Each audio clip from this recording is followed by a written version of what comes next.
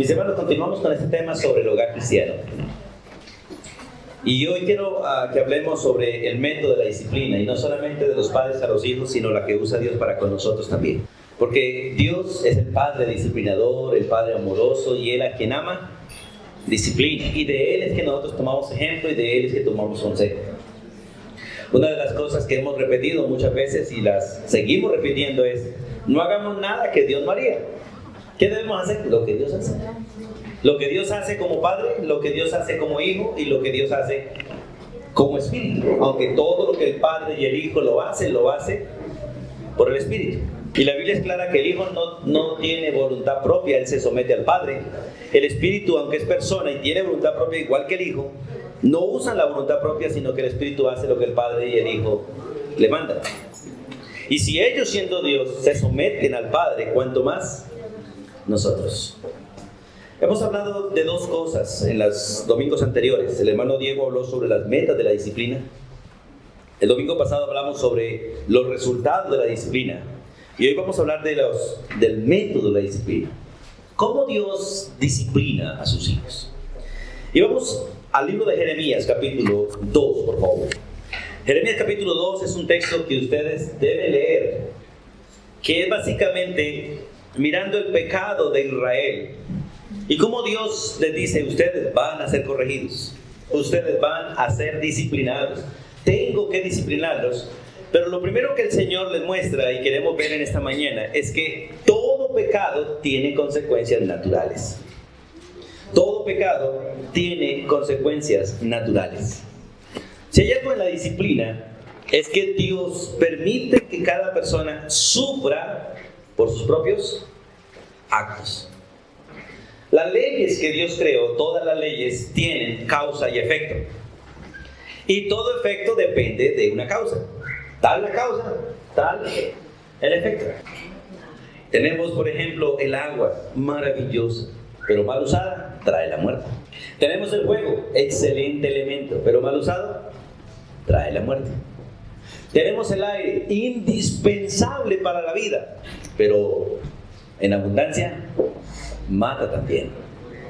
Tenemos la tierra, que es elemental para la vida, pero también puede destruir. Y Dios hace que su pueblo reciba las consecuencias de sus propios actos. Por eso la Biblia dice: Dios no puede ser burlado. ¿Qué sigue después? Todo lo que el hombre sembrare, eso también segará. Meditando un poco en todos estos principios, porque es un principio universal de siembra y cosecha. A veces nosotros poco olvidamos de eso. Siempre estamos pensando: si yo ofrendo, recibo, ¿cierto? Si yo doy, recibo. Pero casi poco pensamos que cada pecado que yo cometo es una semilla que siembro y que voy a recoger tarde que temprano. Y cuando uno se pone a mirar en la veracidad de la Biblia, y especialmente esos textos cuando dice: Dios no puede ser burlado, todo lo que el hombre sembrare, eso también segará, o cosas como: cosa horrenda es caer en las manos de un Dios vivo. Y eso lo dice después de que dice: si usted sabe hacer el bien y no lo hace, le es pecado. Y todo aquel que sabe hacer el bien y no lo hace, dice: si la ley de Moisés mata a la gente por 2 o 3 testigos, ¿cuánto más castigo merecerá el que pisoteare al Hijo de Dios? Y no se lo está diciendo impío, se lo está diciendo a creyentes, porque el pueblo a que se le está escribiendo el libro de Hebreos es creyente.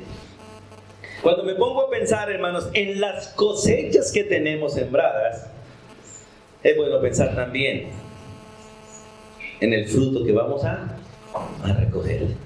Por eso Job dice: cuando yo me pongo a pensar en lo que Dios puede hacer, mis pelitos se ponen de punta.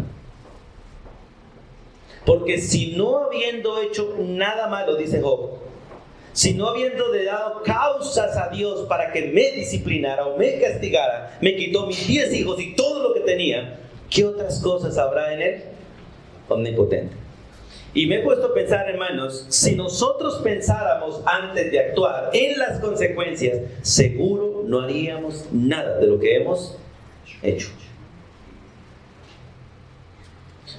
¿Ustedes recuerdan cuando niños que uno cogía una piedra y la tiraba para cualquier lado? Es una cualidad de los niños, ¿cierto? coger una piedra y tirarla para cualquier lado. Si uno pensara en eso, hermanos, en el peligro de tirar una piedra para cualquier lado. Y uno dice, pero hijo, ¿por qué? Papá, yo tiré la piedra a la loca. Pero la loca no estaba por ahí, había otra persona. Yo recuerdo una vez que mi hermano pequeño tiró una piedra y se la pegó a mamá en la frente. No la desmayó, pero casi que se desmaya mi hermano, de la paliza que le dio.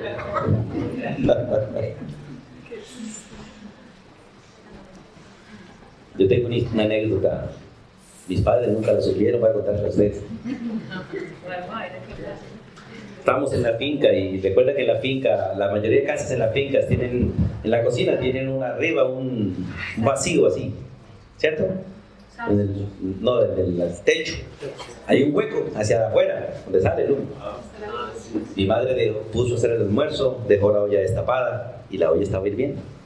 Y nosotros estábamos en el potrero y nos fuimos al potrero, mis hermanos y yo, a jugar con cagajones de caballo. Y nos dejaron cuidando el almuerzo. Jugamos un rato y después nos acordamos del almuerzo y cuando nos fuimos habían 2 cosos de esos nadando en la sopa.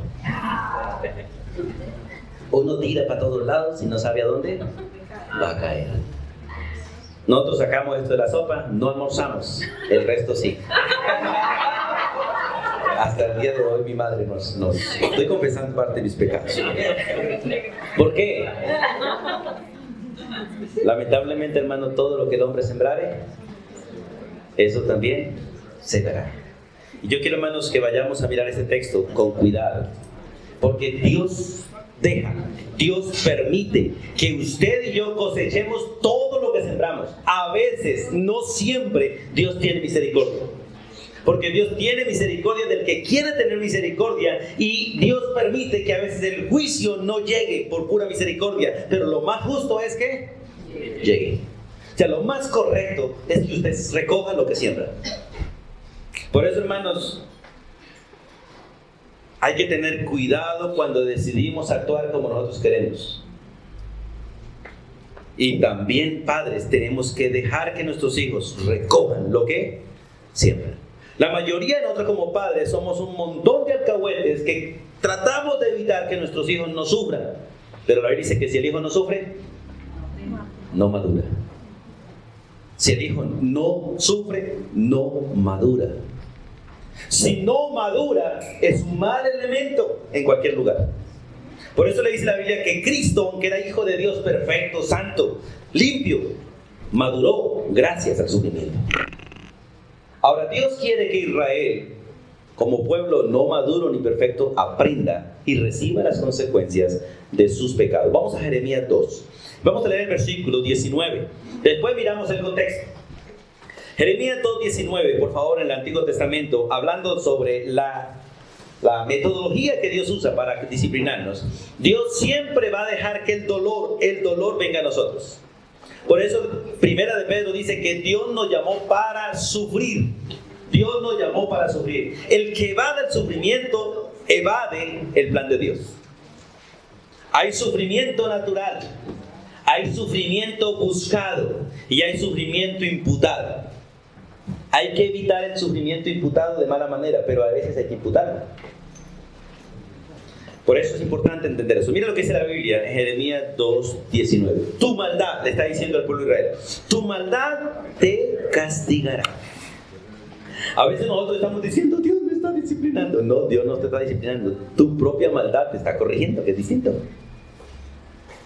A veces lo que pasa en nuestra vida no es otra cosa que el resultado de nuestras propias cosas mal hechas. Tu maldad te castigará. Y tus rebeldías, ¿qué dice? Te condenarán. ¿Sabe pues? Y ve cuán malo y cuán amargo es haber dejado tú a Jehová tu Dios y faltar mi temor en ti, dice el Señor, Jehová de los ejércitos.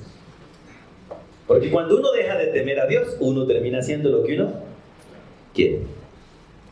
Por eso dice la Biblia, el principio de la sabiduría es el temor a Dios. El que teme a Dios de la manera correcta. Recuerden que temer a Dios es aborrecer las cosas mal hechas. Temer a Dios no es tenerle miedo a las consecuencias de lo que hago. Eso no es miedo, se llama pecado. Porque la mayoría no pecan por las consecuencias del pecado, no por temor a Dios. Y la mayoría nos abstenemos. Es cierto que si lo hago, de pronto me castigan. No hay temor de Dios, solo miedo.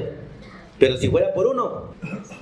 Estos días hablando con alguien me decía: pastor, tengo ganas de hacer esto, pero me acuerdo que soy cristiana y no lo hago. Pero si fuera por mí, ya lo había hecho. Estamos temiendo más a las consecuencias que amando a Dios. El pueblo de Israel ni temía a Dios, ni le daba miedo a las consecuencias. Ahora, en el versículo 14, el Señor le hace unas preguntas a Israel. ¿Es Israel siervo? ¿O es Israel esclavo? Y la pregunta que le hace: ¿por qué has venido a ser presa?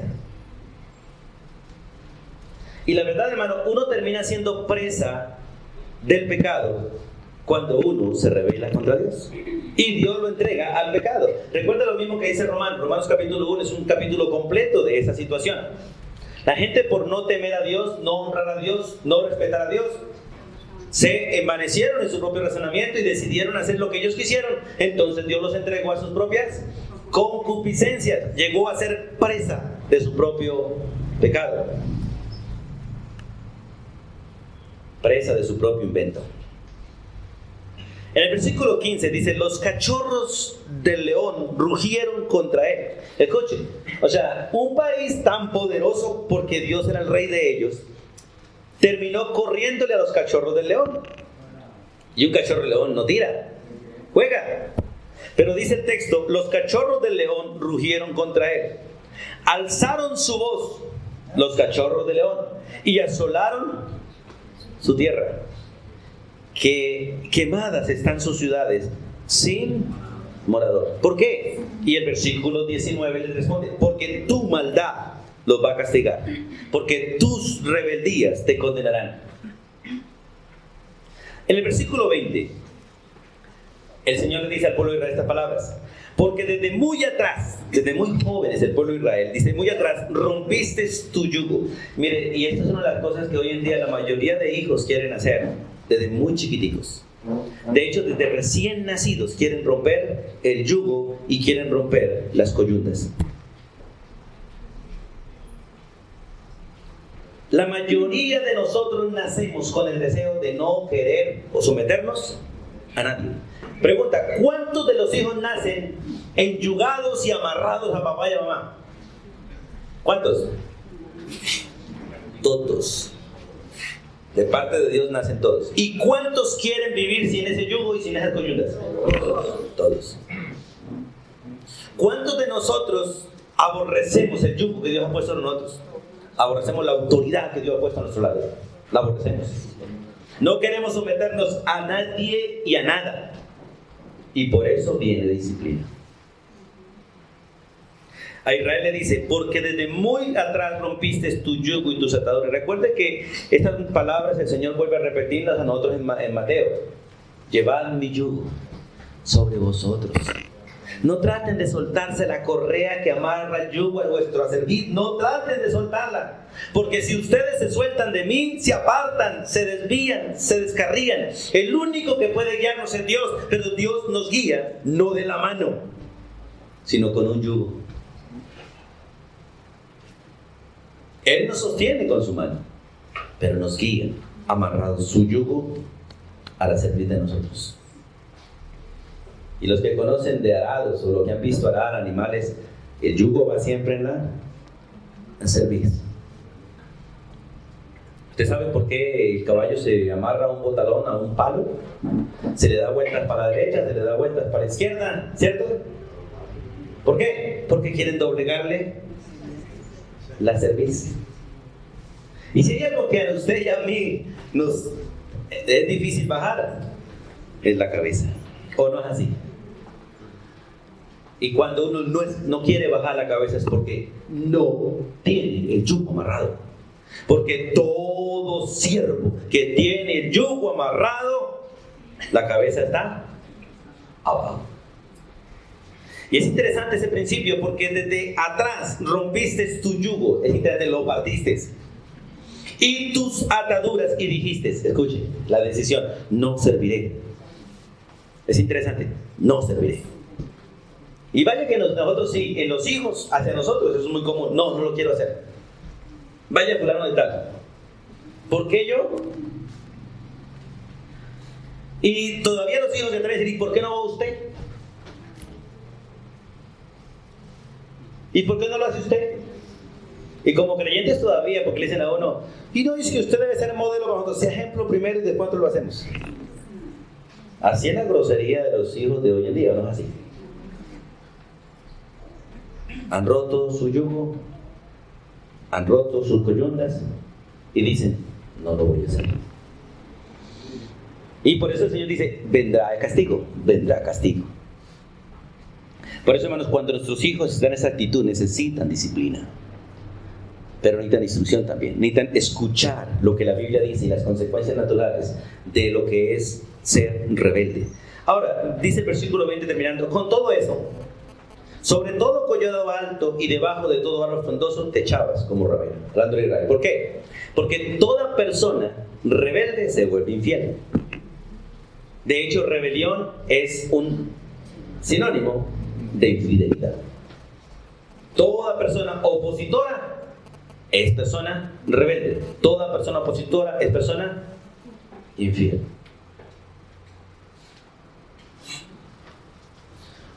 La verdadera oposición es cuando uno corrige. La verdadera oposición es cuando uno ama y corrige para cambiar, no solo para oponerse. Por eso es maravilloso mirar este texto. Vamos al versículo 22.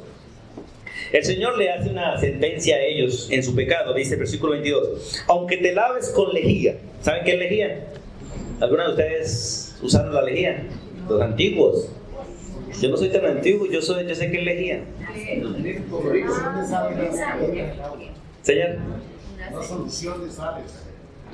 Pero en el campo la hacían con ceniza. Ceniza, sacaban ceniza del fogón, ¿cierto? En agua, y ahí echaban el maíz para apilarlo, ¿cierto? Para cocinarlo ahí, se abría y después lo lavaban. Yo no comía maíz con ceniza, pero comía arepa, para hacer arepa de pelao, la famosa arepa de pelao, el mote, hoy aquí, ¿cierto? Mi tierra es arepa de pelao. Aquí es mote. Dice, aunque te laves con ceniza o agua mezclada con ceniza, porque ustedes, no sé si alguna vez han lavado ollas con la misma ceniza del fogón. Sirve para lavar, para limpiar. Y los fogones también los lavaban con eso. Con ceniza. Así que si no tienes jabón, use ceniza. Aunque te laves con lejía, escuche, y amontones jabón sobre ti. Como los pelados cuando van a bañar, ¿cierto? Le dan una pasta de jabón y se la gastan toda, pero quedan sucios. Dice, la mancha de tu pecado permanecerá aún delante de mí, dijo Jehová el Señor. ¿Por qué? Porque no se trata del elemento que usted use para tratar de limpiarse, sino del elemento que Dios puso para limpiarnos. El pecado de nosotros no se borra con obras ni con cosas humanas, solamente con la sangre de Cristo Jesús. Y la obediencia que Dios quiere de usted y de mí es la obediencia de Cristo Jesús. La obediencia que nosotros debemos demandarle a los hijos es la de obediencia de Cristo. No la de ellos ni la de nosotros, sino la de Cristo. Yo muchas veces creo que le he dicho a los hijos, nosotros fuimos buenos estudiantes y ustedes ¿por qué no lo son? Pero a veces el pelado no quiere parecerse a uno. Entonces es una mala comparación. ¿Con quién hay que compararlo? ¿Con uno? Con Cristo. Con Cristo. Porque Cristo es el modelo para nosotros en todo. Es el ejemplo para nosotros en todo. Y a Él es que tenemos nosotros que parecernos. Por eso, hermanos, cuando se trata de disciplina, Dios va a dejar las consecuencias naturales. Si a un pelado le gusta prender fósforos, ¿hay que pegar unos 2 leñazos para que deje de prender fósforos? No, lo mejor compre unas 3 cajas de fósforos y dice, hasta que no las queme todas, no se para de ahí. Y verá que se pega unos 2 o 3 quemadazos buenos y nunca más vuelve a prender fósforos. Pero yo le digo, no quiero que prenda fósforos, le doy unos 2 leñazos para que pare. Él cuando está solo, Vuelve y sigue prendiendo. No, a lo mejor compre 2 o 3 cajas. Listo, ¿quiere mejor? Vamos a comprar 3 cajas y hasta que no las prenda todas, no se para de ahí. Porque nosotros siempre funcionamos al revés. Nos prohíben y queremos hacer. Nos dan para hacer y nos aburrimos de hacerlo. ¿O no es así? Funcionamos al revés. En nuestra rebelión. En el versículo 13 del mismo capítulo 2, el Señor le dice al pueblo de Israel: porque 2 males ha hecho mi pueblo. Primero, me dejaron a mí. Mire, cuando uno toma la decisión de hacer lo que uno quiere, está abandonando a Dios. Y 2, están cavando para sí cisternas rotas que no retienen agua.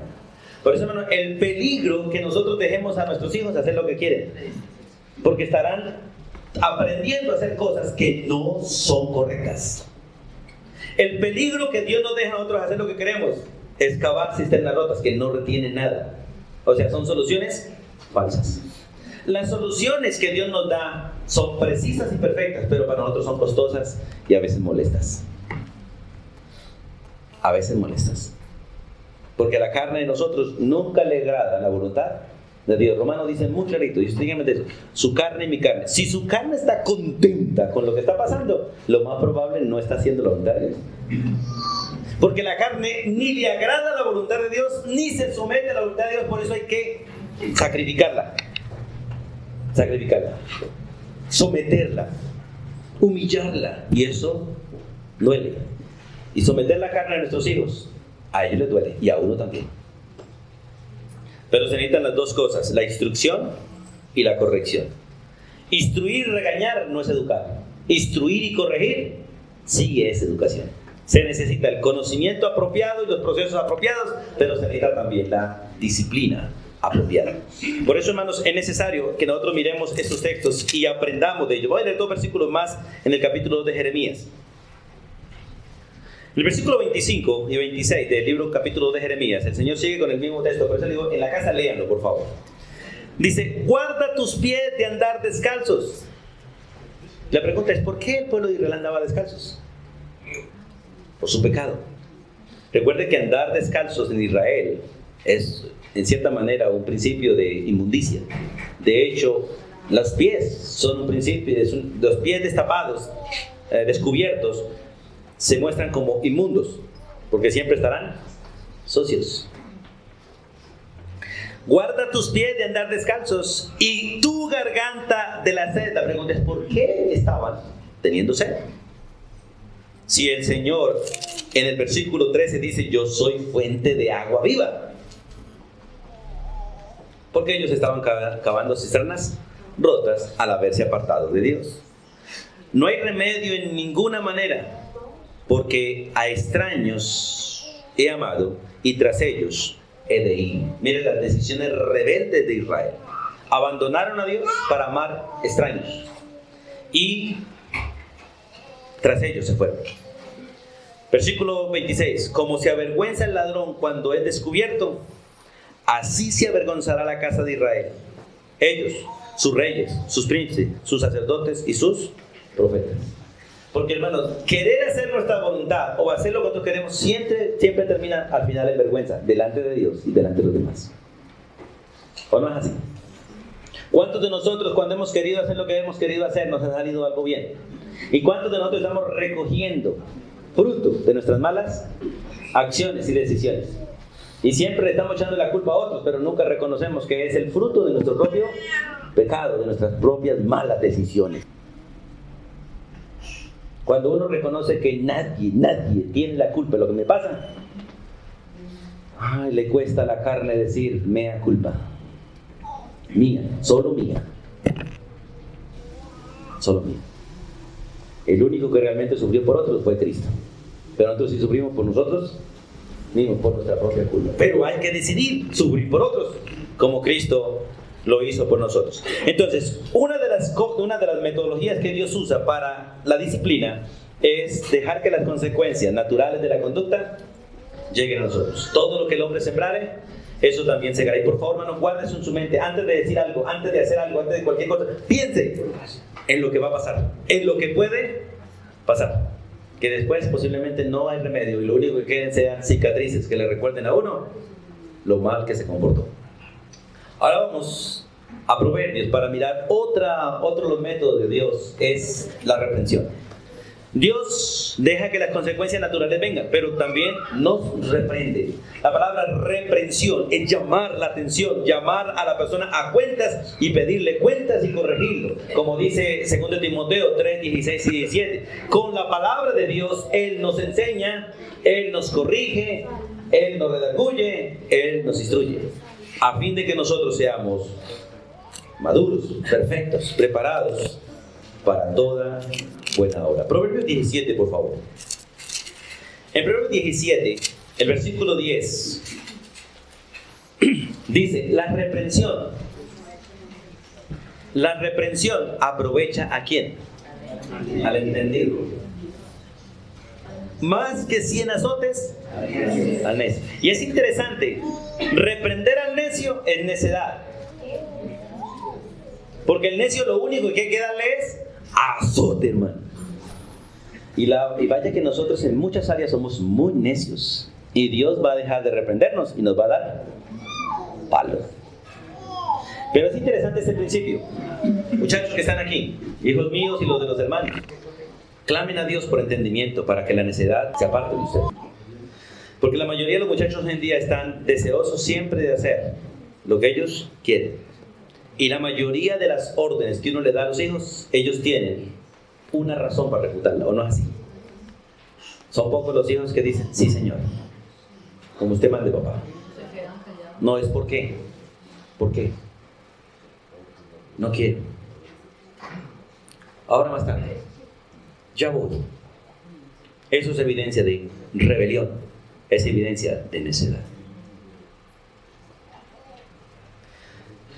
Jesús le dijo a Jeremías, como una evidencia de madurez, lo que yo te diga, tú lo dirás. A donde yo te enviare, tú irás. Qué bueno que viéramos eso en nuestros hijos. Y qué bueno que Dios viera eso en nosotros. Para no terminar obedeciendo a los hombres, sino a Dios. Pero respetando a los hombres como autoridad que Dios nos ha dado. La reprensión aprovecha al entendido más que 100 azotes al necio. Y es interesante, el necio, aunque se le azote, no deja de ser necio, porque ya es necio. Uno de los peores problemas es que nosotros dejemos a nuestros hijos llegar hasta la necedad. Proverbios habla de las 3 etapas de la crianza. La primera etapa, que es una etapa donde a los hijos les gusta que uno les haga todo. Toca recogerle la loza, toca recoger los zapatos, tender la cama. Esa parte la Biblia llama la etapa de la simpleza. Si no se corrige la etapa de la simpleza, cuando toca recogerles todo, hacerles todo, entonces ellos pasan a la etapa de la burla, donde empiezan con los hombros así. Y uno les habla y como si no les hablase. A veces ni siquiera miran, oiga, ¿ah? ¿Qué? Burla. Y se ríen de uno, y por cualquier cosa que uno les dice, se ríen de uno. Van en la etapa de la burla. Si no se corrige la etapa de la burla, empieza la etapa de la necedad. Y en la etapa de la necedad solamente hay 2 soluciones: la misericordia de Dios que obra en ese corazón para cambiar, o la muerte. No hay más opciones. Y no solo los pelados, sino de nosotros también con Dios. Porque hay creyentes muy simples en la iglesia en general, no estoy hablando solamente de este rebaño, que están acostumbrados a que Dios les haga todo y descansan en una falsa fe. Y otros que se burlan de Dios porque creen que Dios no va a hacer nada con lo que ellos están haciendo. Se llama burlarse. Porque si dice la Biblia, Dios no puede ser burlado. Todo lo que el hombre sembrare, eso también segará. Y nosotros sí nos burlamos de, ¿cuántas veces he hecho lo mismo? Me he comportado lo mismo, he tenido el mismo genio, el mismo carácter, reaccionado a mí. ¿Qué ha pasado? Nada. Al contrario, esta me sirve para que no me la monten. Burlas. Y si no se corrige eso, se pasa la necedad, donde ya no hay oídos para oír a nadie. Y una actitud de ser independiente completamente de todo el mundo para hacer lo que uno quiere. Y ya no queda más solución, sino la misericordia de Dios o la disciplina de Él. Mira lo que dice el versículo siguiente, versículo 11. El rebelde, el que ha caído ya en la necedad, el rebelde, no busca sino ¿qué? Sino el mal. Y mensajero cruel será enviado contra él. Cualquier cosa perversa viene contra él. De parte de Dios, juicio.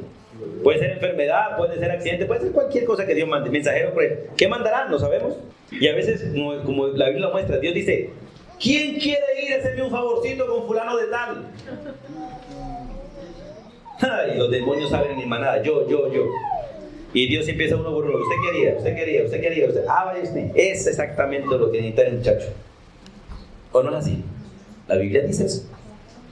Cuando Dios está enojado con un ser humano, Dios permite que espíritus de engaño, de mentira vengan sobre él, por cuanto no quiso obedecer la verdad y seguirla. Entonces cree en el error para juicio.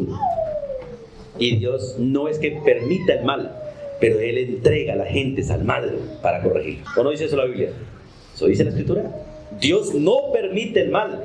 De hecho, no lo acepta, pero lo usa para corregirnos por nuestro propio pecado, como consecuencias naturales de nuestra propia rebelión. Y el versículo 12 dice: mejor es encontrarse con una osa. Una osa es un animal grandote que tiene hocicos, a la cual le han robado sus cachorros, ya, furiosa, porque le robaron sus cachorros, con un falto en su necedad, con un fato, o sea, con un necio. O sea, es mejor encontrarse con una osa y sufrir el ataque de una osa rabiosa que encontrarse con un necio. Hermanos, hay mucha necedad en nuestro entorno y en nosotros, y en nuestros hijos que hay que corregir. Vamos al capítulo 29. Pero uno como creyente sí es bíblico apartarse del necio. Después de haberlo corregido, sí, de haberlo tratado de corregir, sí es bueno apartarse. No te has intentado y al contrario, en vez de edificarte, lo que hace es hacerte caer. Sí es prudente apartarse de eso. Si es impío, es prudente apartarse de una. Pero si es creyente, no. Hay que corregirlo. Sí, si es impío, de una, hermano. De una. Apártate del mal, es la orden de parte de Dios. Pero si es creyente, no.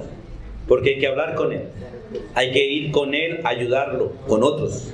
Y si no, hay que exponerlo ante la iglesia públicamente. Y si no, que sea la iglesia quien lo aparte. Porque si uno lo aparta, él sigue haciendo daño al resto del cuerpo. Y uno tiene que pensar más en la iglesia que en uno. El problema es que la mayoría de nosotros pensamos más en nosotros que en el cuerpo. Y si usted piensa más en usted que en el cuerpo, usted está cayendo en la necedad. Que ningún miembro trabaja para sí, sino por el cuerpo. Imagínese Cristo pensando en él. ¿Dónde hubiésemos quedado nosotros? El que piensa en sí no llega primero para coger el mejor puesto. Llega primero para dar ejemplo y calentarle el puesto a alguien que llega después. ¿O no es así? Miren, hermanos, qué bueno es aprender de la Escritura. Vamos a Proverbios 29. En el capítulo 29, versículo 17. Las palabras de reprensión llegan al sabio, no al necio. Y las palabras de reprensión corrigen la manera de pensar. Mire el versículo 17 del capítulo 29 de Proverbios. Dice: corrige a tu hijo. ¿Y qué pasará? Te dará descanso. La mayoría de las rabietas de nosotros con nuestros hijos es porque no los corregimos a tiempo. No acabándolos ni maltratándolos, sino corrigiéndolos. Instrucción, disciplina. Instrucción, disciplina. Versículo 17: corrige a tu hijo y te dará descanso, y dará alegría a tu alma. Recuerde que ese texto lo usamos para mirar básicamente los resultados de una buena disciplina. Es un resultado a favor de los padres. Escucha el versículo 18: sin profecía el pueblo se desenfrena. Uno de los problemas que tenemos nosotros los creyentes en la corrección de nuestros hijos es que a veces les damos vara cuando no estamos siendo los maestros de ellos. Nosotros los padres tenemos tiempo para todo menos para sentarnos a enseñarle a nuestros hijos las cosas. Hijo, lea la Biblia. ¿Ya leyó? Sí, papá. Listo. Acuéntese a dormir entonces. Esa no es la orden de Dios. La orden de Dios es que nosotros nos toca sentarnos con ellos, leer con ellos, explicarles a ellos, repetirles a ellos y hablar con ellos al acostarnos, al levantarnos, al estar en casa. Por eso el texto dice en el versículo 18: sin profecía. Aquí no es darle profecía a los hijos: hijos, vas a tener plata. No, es enseñarles las escrituras. Enseñar las escrituras. ¿Por la plata o por la Biblia? Sin profecía el pueblo se desenfrena. Mas el que guarda, escuchen, mas el que guarda la ley, ese es bienaventurado. Nosotros estamos enseñando a los hijos a leer la Biblia, pero no estamos enseñándole la Biblia, que es distinto. Leer Biblia es como la vaca que corta pasto. Corta y corta y corta y guarda, corta y corta y guarda. Si no lo procesa, ese pasto la mata a ella, ¿o no es así? Recuerden que la vaca, porque es el mejor ejemplo que la Biblia coloca para nosotros de los animales, rumiadores. La vaca corta y corta y corta pasto. Usted por la ve en los potreros. Cuando la vaca está en el potrero, no está comiendo, está cortando nomás. Es el primer paso de su proceso alimenticio. Y duran horas, corte y corte y corte. Después se van bajo un palito a la sombra y empiezan a rumiar. Empiezan a sacar todo lo que cortaron y lo traen a la boca. Lo mastican, lo mastican, lo mastican, lo mastican, lo procesan y lo mandan a su otro lado, donde realmente se convierte en alimento. Nosotros estamos llenando a nuestros hijos de Biblia, pero no les estamos llevando al proceso de alimentarse, de rumiar. Y nosotros mismos, porque la mayoría tienen un excelente programa de lectura, pero no de meditación. Se vuelven cabezones de Biblia, pero no se ve la Biblia en sus vidas. ¿Por qué? Porque no hay meditación. Hay que leer, pero hay que meditar. Y todo lo que se quede en esa panza cortada, sin procesar, se dañará y lo perjudicará a usted. Por eso hay que sacar todo lo que se rumia, todo lo que se come, hay que sacarlo y rumiarlo, masticarlo, saborearlo, pasarlo. Aquí en las predicaciones, cuando estamos aquí en las predicaciones de domingo, ¿ustedes qué están haciendo? Cortando nomás, llenando una panza de conocimiento. Y uno ve en la iglesia que algunos dicen sí, otros dicen ni loco, eso no lo creo. Y se van así se van, algunos así, sin saber, sin masticar, y otros no lo creo. Y se van así, y en la casa no meditan, en la casa no rumian, y llegan el próximo domingo y vuelve y se les sigue amontonando en la panza el conocimiento y no lo rumian. Y la Biblia nos manda a rumiar.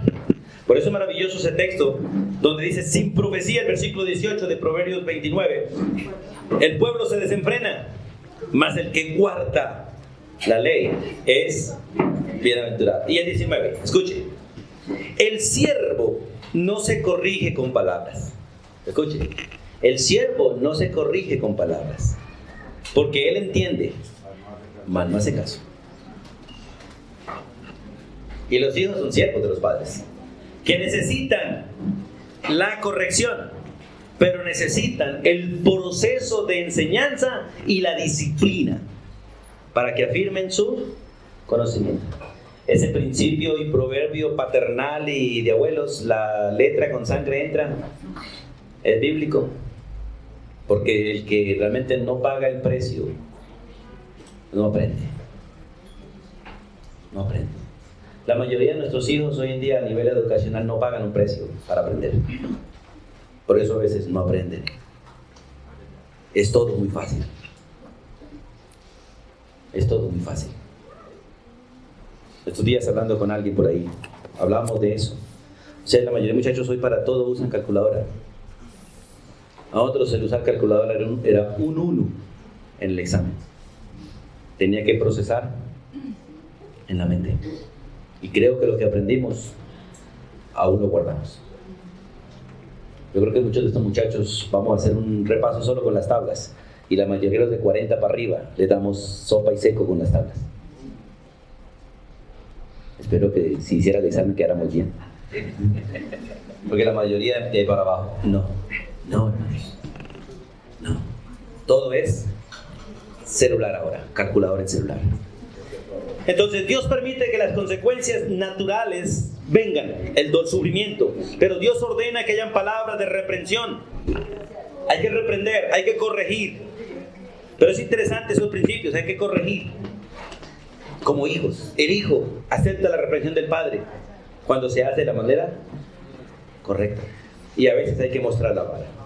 Y hay otro, es el castigo físico. Las consecuencias vienen naturales, la reprensión sirve, pero a veces toca con el castigo físico. Y ese castigo físico va a producir lágrimas en él y en usted también. Va a producir alboroto, posiblemente en los hijos, porque eso brinca, ¿cierto? O va a producir alegría. Vamos a Proverbios 29. Ahí donde estamos, ¿cierto? El versículo 15, que es un texto que subrayan y guárdenlo ahí.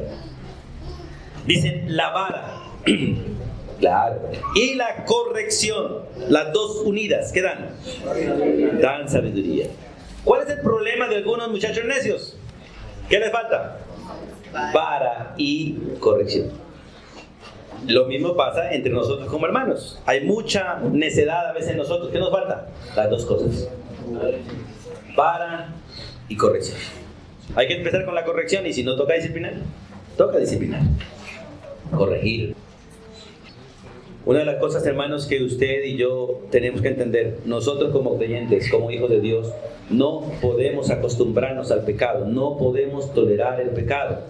Tenemos que aprender a soportar la gente pecaminosa, pecadora, pero no consentir el pecado ni acostumbrarnos al pecado.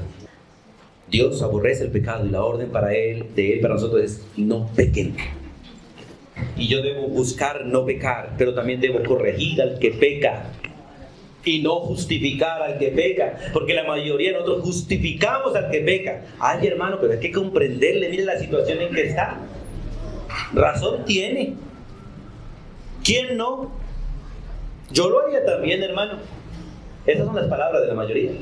Pecando contra Dios. Dios dice, no es no. ¿Dios tiene misericordia del pecador? Sí. ¿Dios se compadece del pecador? Sí. ¿Dios ayuda al pecador? Sí. ¿Dios se pone a favor del pecador? Sí. ¿Pero Dios tolera el pecado? No. No. Por eso, hermanos, es maravilloso este texto. Dice, la vara y la corrección dan sabiduría, mas el muchacho consentido avergonzará a su madre. Mire, cuando usted decide entretener a su hijo con juguetes en lugar de corregirlos, usted peca. Cuando usted decide cambiarle la comida a su hijo en lugar de enseñarle a comer, peca.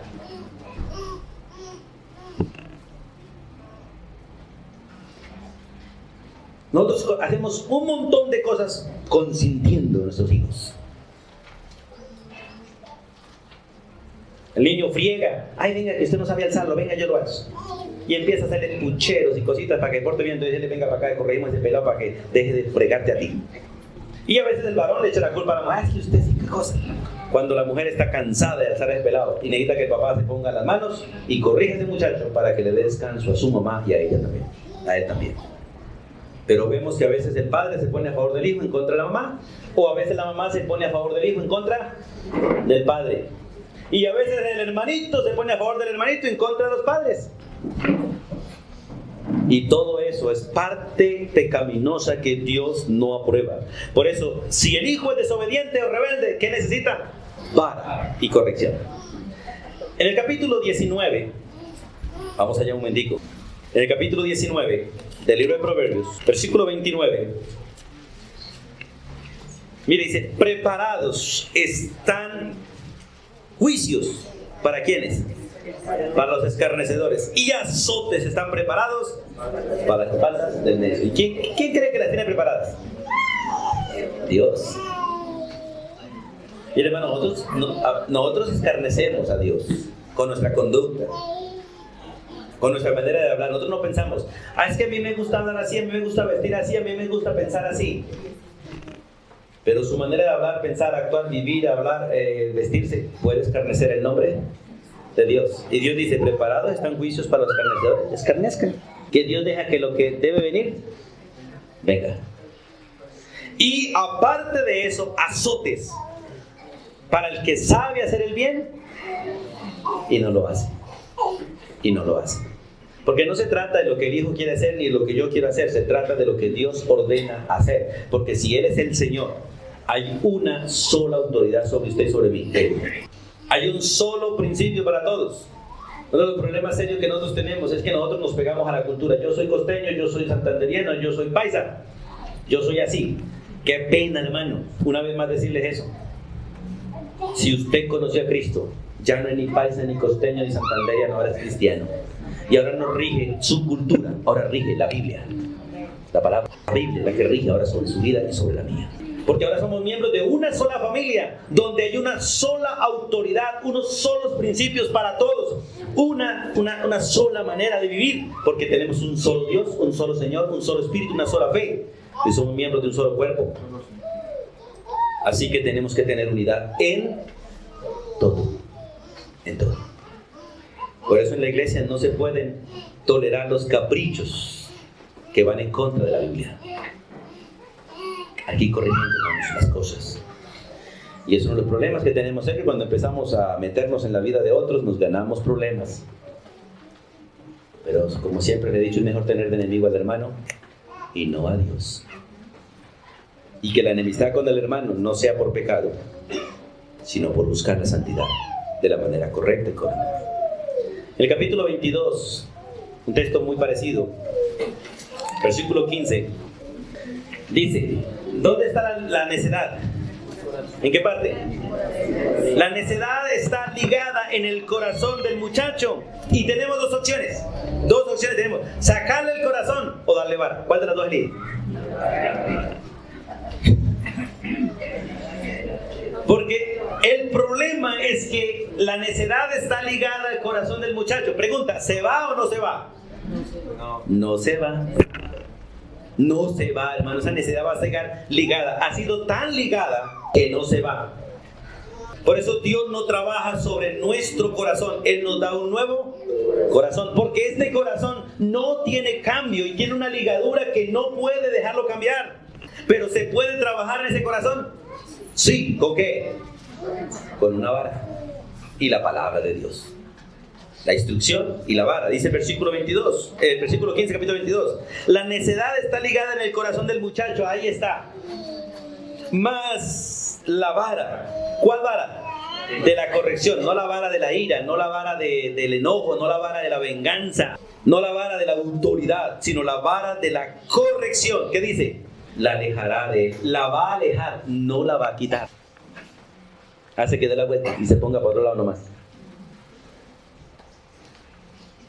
Por eso, hermanos, es necesario que nosotros entendamos las Escrituras, cómo funcionan los procesos de corrección del Señor. Y en el mismo capítulo, vamos al capítulo 23, por favor, de Proverbios 23. El versículo 9 del capítulo 23 dice: no hables al oído del necio, no lo hagas. ¿Por qué?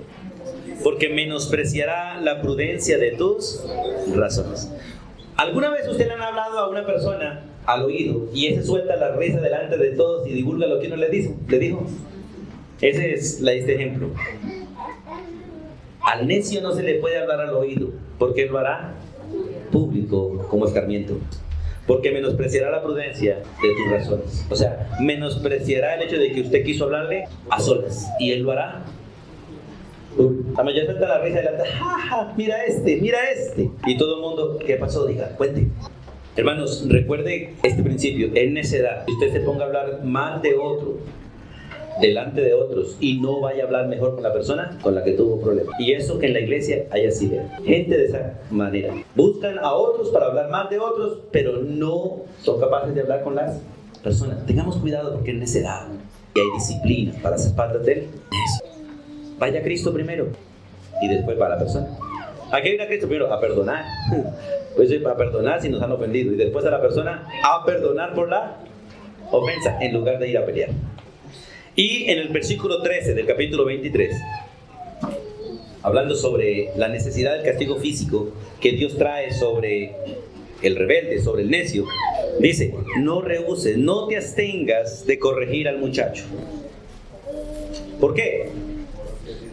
Dios le da las razones. Porque si lo castiga con vara, no va a morir. Eso implica básicamente que si no se corrige al muchacho por su necedad, puede morir. Dice: lo castigarás con vara y librarás su alma del Seol. Mire, hermano, recuerden este principio. Dios en su ley demanda, escuche, Dios en su ley demanda que todo hijo necio, todo hijo rebelde debe morir. Pero en su misericordia le ha dado autoridad al Padre para corregirlo. De tal manera que la vara es la gracia de Dios y la misericordia de Dios para el muchacho a través del Padre, para Dios no tener que matarlo. Porque la ley de Dios demanda muerte para el muchacho rebelde y desobediente. Pero Dios dice, no quiero la muerte de ustedes. Extenderé mi misericordia para con ustedes. ¿Y cómo la extiende? Entregándole al papá la autoridad para usar una vara y corregir al muchacho, para Dios no tener que matarlo. De tal manera que el padre que no corrige a su hijo está buscando que Dios lo mate. Y el hijo que no se quiere dejar corregir de su padre está buscando que Dios lo mate. Porque la paga del pecado es la muerte. Por eso, hermanos, qué bueno es dejarnos corregir. El salmista dice, bueno me es haber sido humillado para aprender. Porque antes de haber sido humillado, descarriado, andaba, mas ahora guardo tu palabra. Hermanos, que Dios nos dé la gracia de aceptar los métodos de Dios y aplicarlos de la misma manera en nuestros hogares, para tener hogares como el hogar de Dios, en unidad, en todo y en santidad. Padre, gracias por el privilegio de conocer las Escrituras y a través de ellas conocerte a ti. Hemos fallado en muchas cosas, Dios, lo reconocemos. Y seguimos fallando en muchas cosas. Pero hoy humillamos nuestro corazón y suplicamos que pongas tu yugo sobre nosotros. Por favor, Dios, amarra tu yugo bien a nosotros. Y convéncenos, Dios, de que no debemos soltarnos. Convéncenos de que no debemos tratar de quitarnos el yugo. Porque con ese yugo amarrado a ti, aprenderemos a caminar como tú quieres. Y aprenderemos de ti, que eres el buen manso y humilde de corazón. La gracia tuya sea sobre todos, y gracias por el placer de estar juntos en esta mañana. En el nombre de Jesucristo. Amén y amén.